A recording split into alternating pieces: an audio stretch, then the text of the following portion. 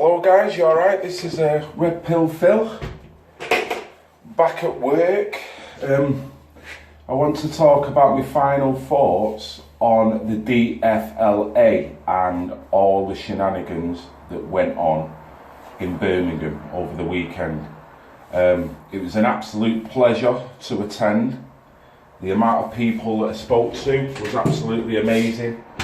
Everyone was there, friendly, almost rejoicing, just happy to be in that environment. Felt they were making a stand. It was lovely to see plenty of women, plenty of men, plenty of children. So there was all age groups there in attendance, which I thought was absolutely fantastic, which shows that, you know, this affects everybody, and also more and more people are waking up now. You go to rallies, it's not just all airy, burly blokes. There's people of all ethnicities, all ages, all coming together. So it's fantastic to be a part of all that. The weather was good. The organisation of the D.F.L.A. event itself was first class. Can't fault them. Richard and the vets have done an absolutely immense job. You should be very proud of the way it all went. The organisers of the D.F.L.A, Justin and all the rest of the guys, applaud you, mate. Applaud you guys. You've done a really good job, and I'm proud to have been a part of that. And I will do everything I can to help the D.F.L.A move forward. Now, there's a few issues which is slightly unfortunate considering what the day was all about, and that's basically still the confusion that exists around the D.F.L.A. and the F.L.A. There's still plenty of people that don't know what is going on, why the split happened, and to make it even worse, is there actually a split? Now, what probably didn't help is that on the news, Tommy and Marie Waters was doing their thing at the F.L.A. with John Meehan. Now, it would have been nice for everyone who was reporting on the events that was transpiring in Birmingham, because apparently there was three. It would have been nice if all of them mentioned about the split in a cohesive manner, so everyone knew. Now, what seemed to have happened is that people were running along to the F.L.A, you know, to go and see Tommy, go and see Anne-Marie Waters. Hands were shook. But no one was speaking about the division, why it was. So to the greater audience, there's going to be that element of confusion where people don't understand what the D.F.L.A. is and the F.L.A. They don't know what the break is all about, and it's somewhat confusing because you've got Tommy Robinson and Marie Waters running about, and no one seems to be talking about it. It seemed to have been talked about as if almost the D.F.L.A. and the F.L.A. was unified. Now, not to say that they're not unified, but what I'm trying to say is that there seems to be a hell of a lot of misconceptions going on. There's a split for a reason. It's due to lack of transparency and confidence in the leadership of the F.L.A. That, for me, is the very reason why the D.F.L.A. originated. Some of the speakers that were at the D.F.L.A. was speakers that was at the F.L.A. in London. So it's getting confusing trying to explain it, so you can understand why people don't know what the hell is going on, and they're confused because they're watching bits of footage from the F.L.A, they're watching bits of footage from the D.F.L.A, And for some reason, everyone thinks that they're all two peas in a pod, when in reality they're not. So for me, it did seem quite strange that logistically, that all this was going on the same day. Almost different messages, but the overall conclusion is that these guys were all together, which they kind of wasn't, but there is a unifying element to it. I thought the press, from what I've seen, seemed to actually portray the event on Saturday in a fair way. I've not seen all of it, and I'm sure there's some that would like, or did, still portray that march as a far-right march. But I thought generally, from the news reports I've seen, they all kind of sat on the fence. If anything, maybe with the D.F.L.A, they might have seemed to have targeted that one in terms of negative press rather than the D.F.L.A. Now, you can all make your own conclusions as to why that might have been. It's not really for me to say, but maybe it was down to the choice of speakers. I don't know. I really don't know. It's just a shame that in reality everyone was really fragmented. No one knew what was going on the day. When I'm walking around the event, people were asking me all kinds of questions. Is Tommy coming? Is Anne-Marie coming? You know, are the D.F.L.A joining up with us? No one knew. So because no one knew, no one could really plan the day properly. There was people that were turning up that didn't know whether they would actually go to the D.F.L.A or the D.F.L.A. It was just a very confusing day for some people, and I can understand why. Same again, because not many people, particularly of influence, was talking about the division in a cohesive manner to make people aware of it on the day. So one, they could make their decision, and two, so they could be totally informed as to what's going on. Because it's, from some people overseas looking at this almost looks like a farcical event, the way everyone's splitting and splintering. The D.F.L.A are splitting and splintering because there is what you would call moral issues. And I fully agree with it. I don't want to follow any organisation if there are very important questions that's not being answered. So there's no point, you're kind of doomed to failure if you start following organisations that you feel in your heart and there's enough evidence to suggest that there's something not quite right. Not casting any aspersions, I am pretty much talking facts here. So for me, the D.F.L.A, considering it was the first event that was in transition, as in moving away from the F.L.A and forming their own. For the first event, I thought it was nothing but a success.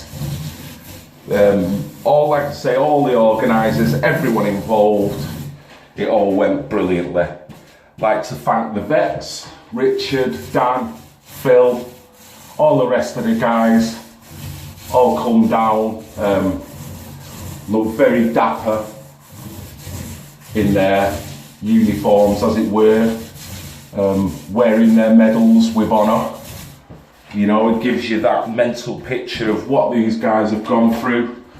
It was brilliant to see the Gurkhas there. Just the whole event, the numbers, the minute silence was very poignant, and a big applause to everybody who respected that minute silence. Because when the speaker actually announced that he was going ahead, you had in the back of your mind that there's going to be one or two people that are going to say something. No, not a single person. You could hear a pin drop, which says a lot about the type of people that attended that march. Respectful, considerate people. There was kids there. It was brilliant. It was brilliant. Broke all the narratives. I don't think there was a single arrest, which there shouldn't be, because these are normal working class people who have got no issue in starting trouble or turning Birmingham upside down. So after the actual events, I was invited to go to a UKIP meeting, which was a couple of miles just outside of Birmingham town centre, you could say. Very inspiring meeting. Gerard Battard spoken. The vets, Richard, Dan, they were speaking. I thought it was very inspirational.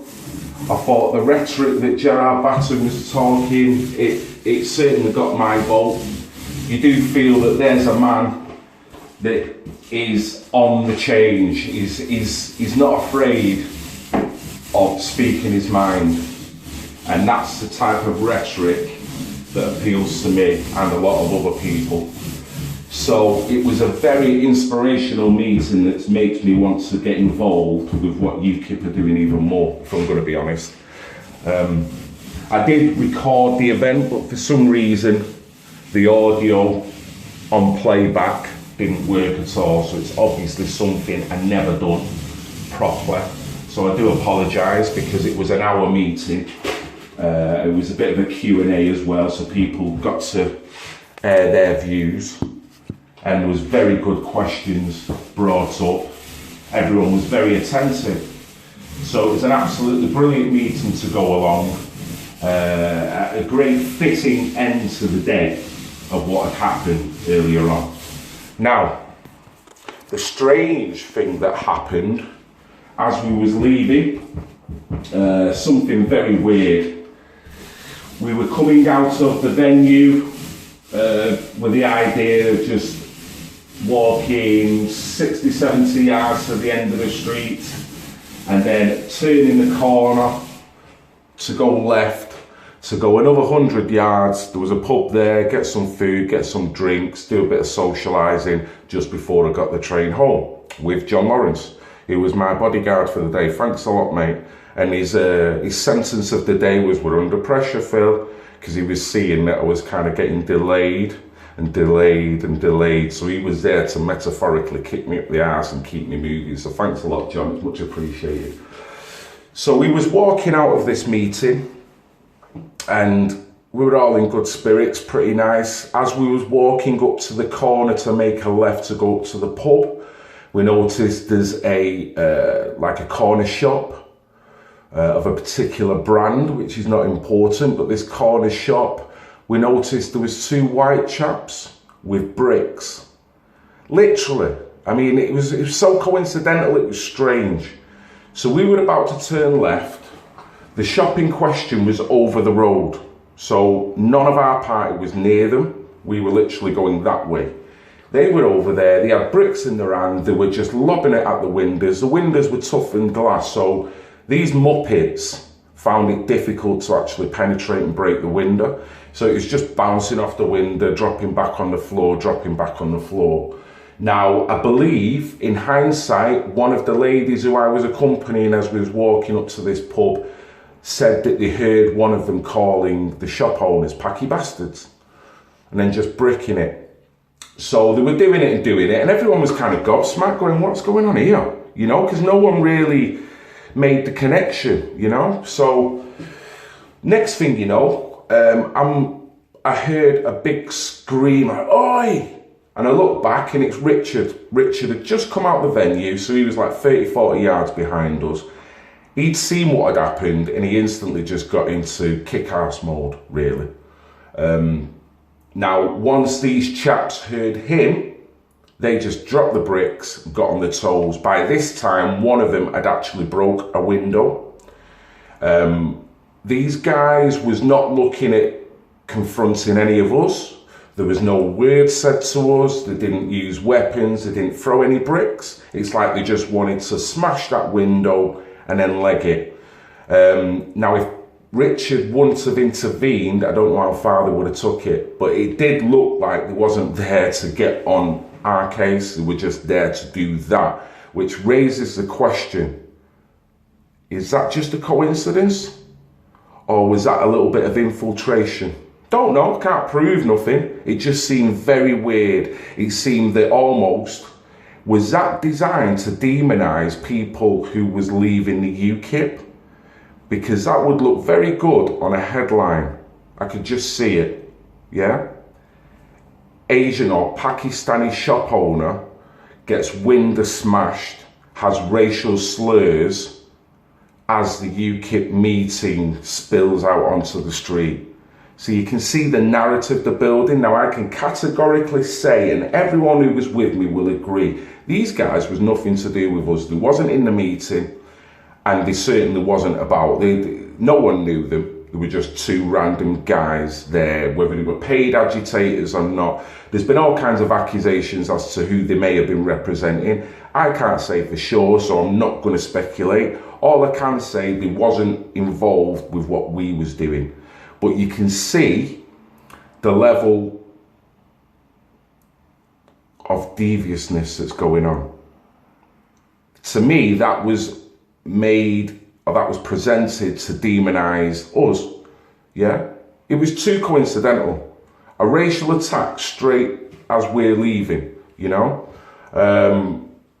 So they just got in the car and they bolted off. I think Britt Gill managed to take a photo of the car in question. It was a silver Corsa, and they drove off like they just robbed it, literally, you know, no consideration, just ratted it down the street. So that was a little bit of an eye-opener. I don't think it put a nasty spin on the day, because it was nothing to do with the guys, but it does make you question, what was that all about? But apart from that, I thought the whole event went absolutely brilliantly. Can't wait for the next one. I just hope that people now will understand what the split is all about, why it happened, and we do need some unity, without a doubt. But at the same time, you've got to have a bit of a moral compass in whatever organisation you're following. So if the D.F.L.A. was to stand for anything, it's doing what's morally right. And to leave an organisation that is a lot bigger than yours, to start from scratch on the basis of morally it's a right thing to do, I think that is highly commendable. Because everyone could have just kept their mouth shut and gone, well, you know what, even though there's it appears there's dodgy things going on with the F.L.A, I'm still going to stick with it because they've got bigger numbers and they do look the more trendier organisation at this point. It's a fair play. There's no animosity between people who want to follow D.F.L.A. or the F.L.A. You'll see on my first clip that some of the F.L.A. members were walking down the street just as we was coming out to start our march. And all that happened, we're clapping each other, because this is not a fight between individuals. The D.F.L.A. and people who have seen what's gone on are just saying the F.L.A. has got leadership problems. So until you sort that out, we're going to move away from it. So it's nothing to do with individuals, it's to do with the organisation of the leadership. Now you'd think that that would mean that people in the organisation would kind of go, you know what, no matter what's gone on, optically it doesn't look good. So I should really just stand aside for the sake of the movement. That's what people were expecting, and it doesn't seem to be happening. So there's not a lot you can do. You can just stick by your guns, you know, the vets, D.F.L.A, and do what's right. So like I say, for the first transitional move, that was a success. To have them numbers, have the speakers that we did. Probably, if I'm going to be honest, there was probably too many speakers. It did go on for a little bit, but people enjoyed listening to what was being said, so it wasn't negative in any way. But in hindsight, you probably could do with taking 2 or 3 speakers off that, just to keep it a little bit shorter, keep it a bit more concise, really. That's probably my only critique. But other than that, I can't fault the speakers. Each one of them had their own thing to say and was very good at it. So all in all, I buzzed. I had a fantastic day, met loads of people as usual. There was one mad lefty there. I've got to give her credit. She had balls to stand there on her own, holding a sign. But she crumbled soon as a couple of people were questioning. It wasn't a case of bullying her, which she tried to lay on me. And I wasn't bullying her, but I was pissed off that someone's going to hold a sign saying, oh, you were frigging racist. So why shouldn't I go over? Why shouldn't I? I'm not having her building my straw man and every straw man of everyone in there. I can't answer for the intentions of every individual in there. I can't. But the majority of people in there, the way the minute silence fell, you showed there's a lot of respect. There's a lot of common decency. So she stood there with a sign saying, you're basically all racist. So I've got to give it her because she had balls to stand there on her own and take it. I mean, she couldn't in the end. She crumbled and walked off because her argument only went so far, you know. She can't equate why, because of one attack from the far right, and then the amount of terrorist attacks that have happened over Europe and England over the past few years. How's that even on the scales, you know? And no one's talking about all Muslims. We're pretty defined in what we're talking about. So she didn't have a leg to stand on. And it was a pity that, you know, that has to happen. I conducted a good few interviews there. It was brilliant speaking to who I did. Mick the Ticket, what a fantastic guy he was, very polite, just let me carry on with my work. He wanted to speak to me, you could see he wanted to speak to me very bad, but he didn't rush in, he waited. We had a really good chat, really good interview, which I've uploaded, but I've uploaded separate from all the other vids, just because, in a sense, it kind of was off topic from what was going on. So Mick the Ticket, I had full intentions of putting it up, but I did just want to give it a bit of separation from that day's event. So I hope you enjoyed that interview, very interesting. The interview with Brit Girl, the interview with Nazir. Also I had chats with Richard, Phil, another vet, Justin, the D.F.L.A, speaking on behalf of the D.F.L.A, and he quite rightly corrected me. There's no founders, it's an organisation, and that's what they're trying to say. It's more democratic, you know, not like the F.L.A, which is in a limited, it's under, it's been named under a limited company, i.e. under one person. So any details, any transparency you want from that one organisation has to come from the one person, and that's it. If he don't want to release the details, you ain't getting it because it's in his name. So I can see why the D.F.L.A went, you know what, we're forming something else because this is not right, not democratic. So I hope that explains the scenario a little bit more. Thoroughly enjoyed it, can't wait for the next one. So for me, unless I've got it wrong, the next time I will be out on the road will be hopefully April the 21st, which I'm hoping to go to Telford to attend that rally. It's a pity because I was speaking to Mick the Ticket, and he mentioned that on the same day there is a geoengineering conference. I would have loved to have gone to that and get that up, but I can't be in two places at once, so it is a shame that all these things seems to be conversing on the same day. Can't they give me a break? I can't cover it all.